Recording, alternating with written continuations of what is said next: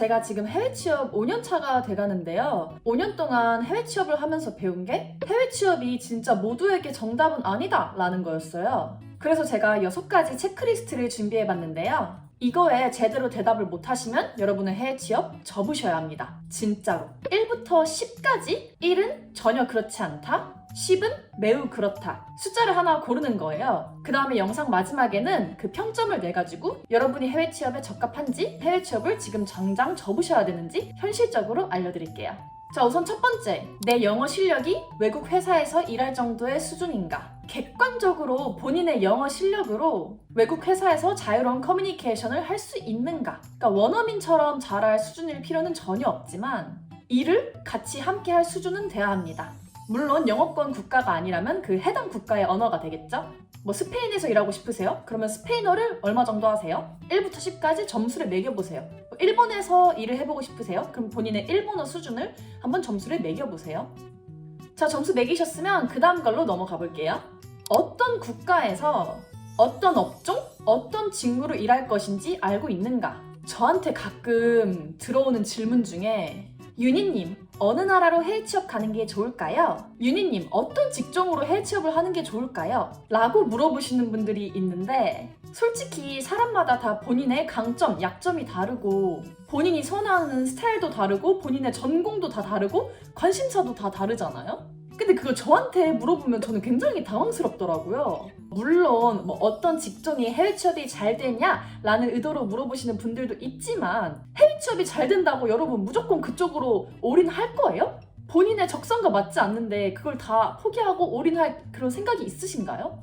그러니까 예를 들어서 제가 당장 스페인어 배우셔서 아르헨티나로 가셔서 거기 영업직으로 취업을 하세요. 거기가 전망이 좋습니다. 라고 하면 여러분은 그거를 그냥 올인하실 건가요? 본인의 적성과 본인의 언어와 국가만의 그 라이프 스타일이 다 다르잖아요? 그거를 다 포기한 채로?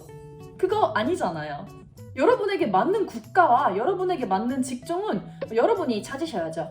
물론 해외 취업이 잘 되는 직종이 마케터, 비디오 에디터, 프로그래머, 그래픽 디자이너, 파이낸스 등 어느 정도 가능성이 높은 직종이란 게 있긴 하지만 꼭 그렇다고 그것만 가능하다라는 건 절대 아니고 또 본인의 적성에 너무 안 맞을 수도 있으니 이거에 그렇게 크게 연연은 하지 않으셔도 될 것 같습니다.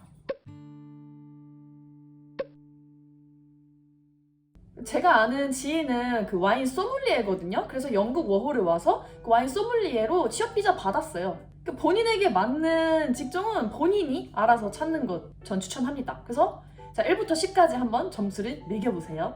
자, 그 다음 내 직종에 필요한 전문 자격증이나 아니면 스킬이 있는가? 예를 들어서 저처럼 영상 편집자라고 칩시다. 그러면 영상 편집을 위한 소프트웨어를 다룰 줄 아는가? 그 소프트웨어를 몇 년 동안 이용해 왔는가? 내가 만약에 영양사로 해외 취업을 하고 싶으면 그와 관련된 전문 영양사 자격증이 있는가? 그게 만약에 한국에서 딴 자격증이라면 영어로 번역이 가능한가? 아니면 외국에서 다시 그 나라 언어로 시험을 다시 쳐야 되나? 등등. 이 부분도 한번 본인에게 점수를 매겨보면 될 것 같습니다. 자, 그 다음에 네 번째, 이게 진짜 의외로 중요한데요. 본인의 성격이 외국살이에 적합한 좀 무던한 성격인가? 이게 생각보다 중요한데 많은 분들이 놓치고 있으시더라고요. 이 외국에 왔다가 외국 문화나 외국살이 이런 게 적응이 잘 안 돼서 포기하고 한국에 돌아가는 경우가 생각보다 진짜 많아요. 그렇다면 여기서 말하는 무던한 성격이 무엇인가? 라고 하면 예를 들어서 가족이나 친구 없이 혼자서도 잘 지내는 성격, 음식이나 문화 등 라이프 스타일이 달라도 곧장 알아서 적응하고 잘 지내는 성격, 어떤 힘든 일이 생겨도 그냥 이 또한 지나가리 하고 좀 넘어가는 성격, 이런 성격이 진짜 해외 취업할 때 너무너무 중요해요. 근데 이 부분을 간과하시는 분이 있는 것 같아서 이것도 본인에게 점수를 매겨보시면 될 것 같습니다. 그 다음 5번째, 모아둔 돈이 최소 700만 원에서 1000만 원 정도 있는가?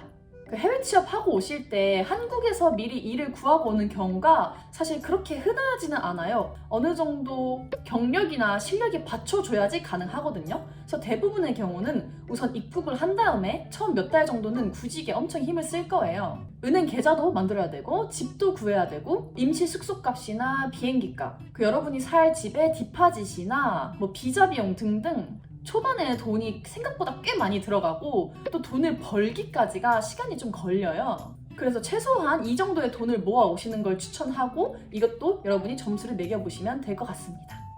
그 다음에 마지막으로는 나의 목표가 뚜렷한가?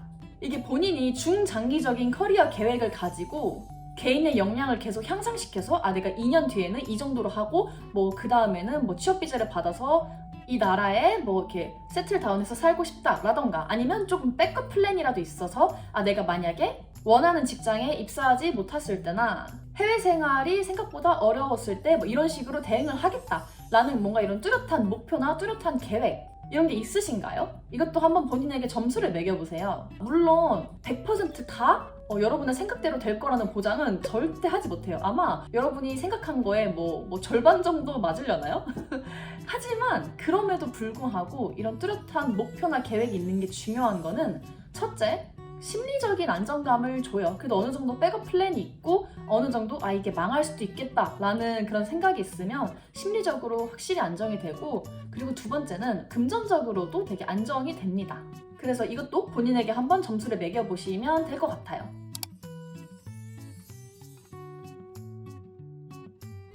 자, 점수를 다 매겨보셨나요? 자, 그러면 대답한 6개의 항목에 점수를 평점을 한번 내려보세요. 그 평점을 내는 법은 여러분의 점수를 다 더한 다음에 6으로 나누시면 되거든요. 그러면 나옵니다. 자, 그러면 이 여러분의 평점을 가지고 여러분이 해외 취업에 적합한지 한번 제가 알려드릴게요. 자, 만약에 본인의 평점이 8점 이상이다 라고 하시면 여러분은 해외 취업을 당장 도전하시면 됩니다. 여러분은 해외 취업에 굉장히 적합한 인재이다. 축하드려요. 그 다음에 여러분의 평점이 5점 이상인데 8점 미만이다 라고 하시는 분들은 약간의 노력이 필요한 인재라고 할 수 있을 것 같아요. 절대 포기하시진 마시고 본인에게 부족한 역량을 열심히 개선하고 노력해보시면 가능성이 어느 정도 있다고 봅니다. 자, 그 다음에 1점 이상부터 5점 미만 있겠죠?